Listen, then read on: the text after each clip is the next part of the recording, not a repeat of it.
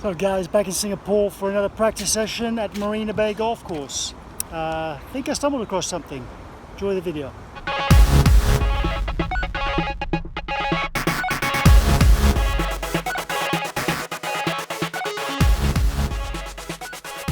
Hey, what's going on guys? Migmatisgolf with another tips and tricks video. First things first, if you're getting a bit frustrated with conventional golf instruction, not getting any better, this is the channel for you, okay? We explore stuff kind of outside the box. And I kind of go over the little quirks in my swing and what's helped me, add all weird and wacky ideas that are possibly the little missing piece for you. I'm in Singapore again, a bit of a pokey room here, not much space, so apologies for that. Hopefully I can explain what I want. But basically, the video is about this guy. This wicked right hand. This guy sucks. This hand in my swing is responsible for like a lot of the flaws, I think. It's terrible. Today I was down the range. You'll see the footage a bit later in the video. And even when I strike the ball well and I make a good pivot and everything, there is always a slight steepening of the shaft. You've heard me talk about this before. Slight steepening of the shaft in transition. So I decided to kind of really focus today on why that is. And I've alluded to it before because I made a video about Ben Hogan calling the thumb and the index finger in the right hand for a right-handed golfer the swing wreckers.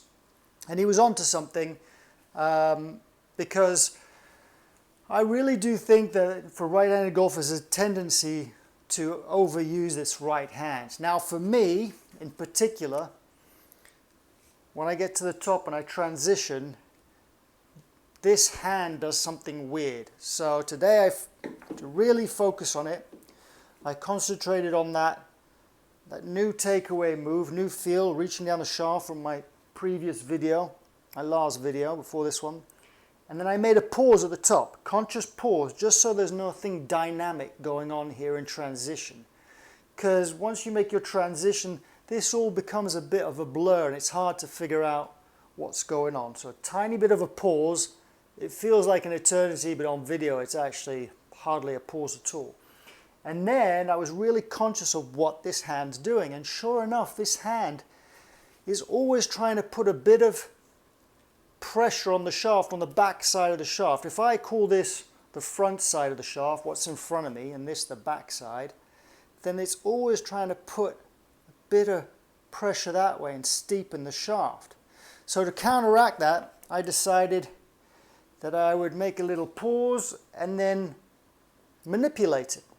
Put a bit of opposite force the other way with my thumb. So if you watch that, just with my thumb, press that way on the shaft, which I've talked about before, but press that way. So I'm manipulating the club. I know that's not a good thing. Ideally, you don't want any forces going on in these hands. You know, there's nothing going on as you transition. They should just drop.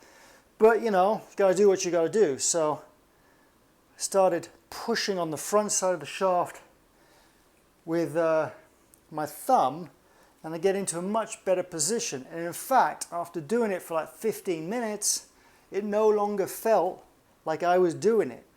It just felt like I was no longer pushing this way. So it felt neutral after a while. Good way of checking this kind of stuff is put your butt against a wall. I've got a mirror here, so I've got to be careful. But put your butt against a wall and just move forward a tiny bit, a couple of inches. And then go to the top of your backswing without the club head hitting the wall. You don't want it to smash that, but you don't want it to hit.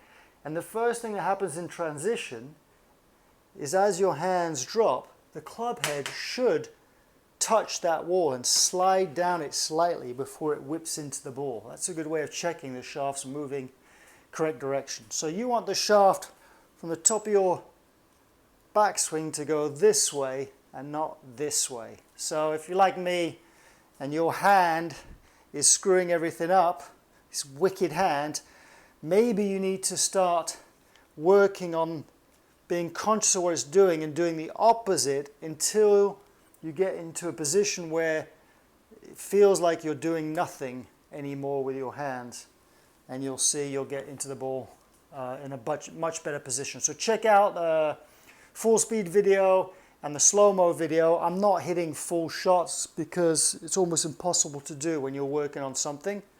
That's a good tip in itself. But check it out and you'll see, get into a much shallower path into the ball.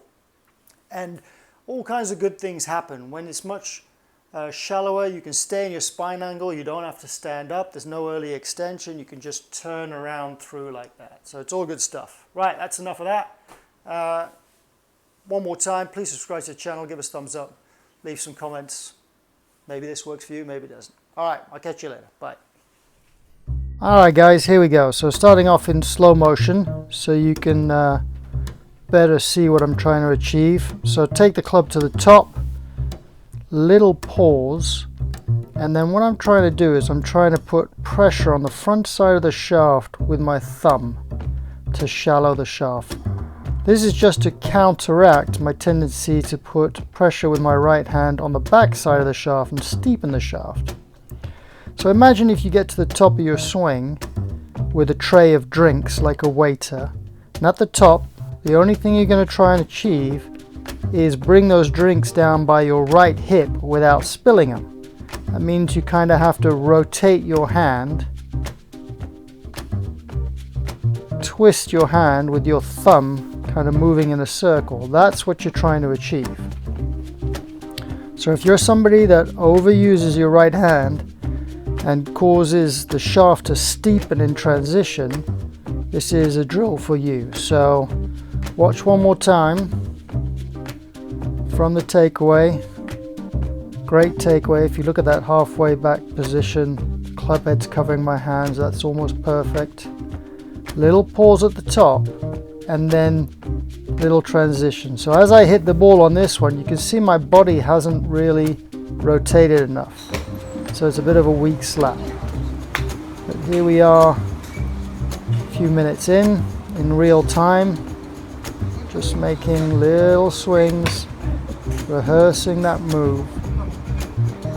So kind of half speed swings and then getting my body to turn through. So after a while, you're going to see now in slow motion,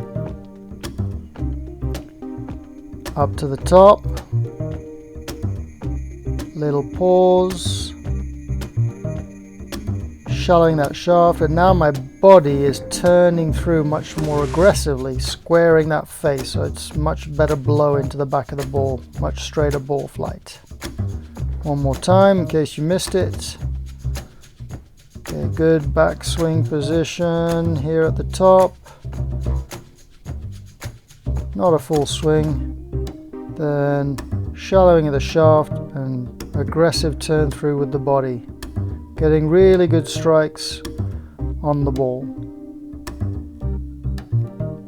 And one final time, just watch the beginning of the downswing, what happens to the shaft. You'll see it shallows and it allows me to turn through as quick as I can. So after a while, at the end of the practice session, this is what it kind of looks like without so much of a pronounced pause at the top. Much better plane coming down, no steepening of the shaft, much better. And then finally, for a side-by-side comparison, my old swing on the left. Watch how the arms overswing out of the spine angle, steepening of the shaft on the way down, but not in the right hand video. That's it, folks. If you're suffering from that, try this drill. Hopefully it works for you.